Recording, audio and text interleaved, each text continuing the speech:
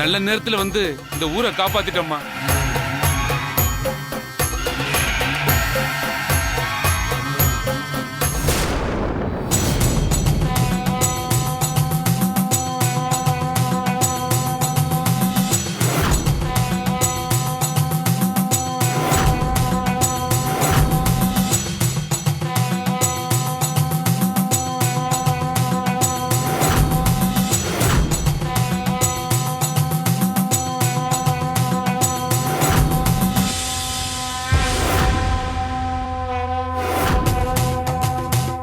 பாத்தீங்களா பாத்தீங்களா, ஆதி துர்கா தான் தன்னுடைய மக கனக துர்காவுக்காக வந்திருக்கா.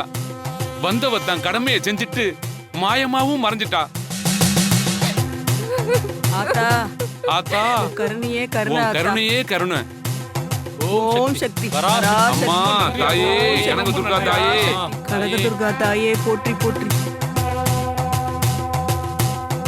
நடந்தது என்னன்னு உண்மை தெரியறதுக்குள்ளவே அஷ்ட பந்தனத்தை செய்யறதுல துர்கா ஏதோ குறை வச்சிட்டான்னு அவ மேல பழிய சுமத்தி அவளுக்கு தண்டனையும் கொடுக்க பார்த்தோமே.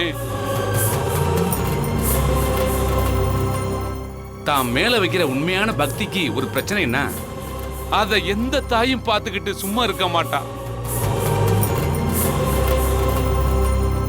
அதனாலதான் அவளே வந்து குறையேதும் இல்லேன்னு சொல்லி பிரச்சனை எல்லாத்தையும் தீர்த்து வச்சுட்டு போயிட்டா.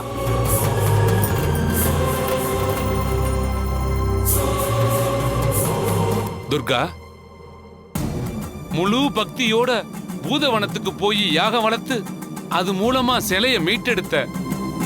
அது மட்டும் இல்ல, உன் கையால அஷ்டபந்தனத்தையும் செஞ்சு கொடுத்திருக்க. இதையெல்லாம் நாங்க நினைக்க தவறிட்டோம் தாயி. நீ எதையும் மனசுல வச்சுக்க கூடாது, எங்களை மன்னிச்சிரு தாயி. இப்படி ஒரு சம்பவம் மட்டும் நடக்காம போயிருந்தா என் தவத்தோட மகிமை என்னன்னு இங்க இருக்கிற யாருக்குமே தெரியாம போயிருக்கும்.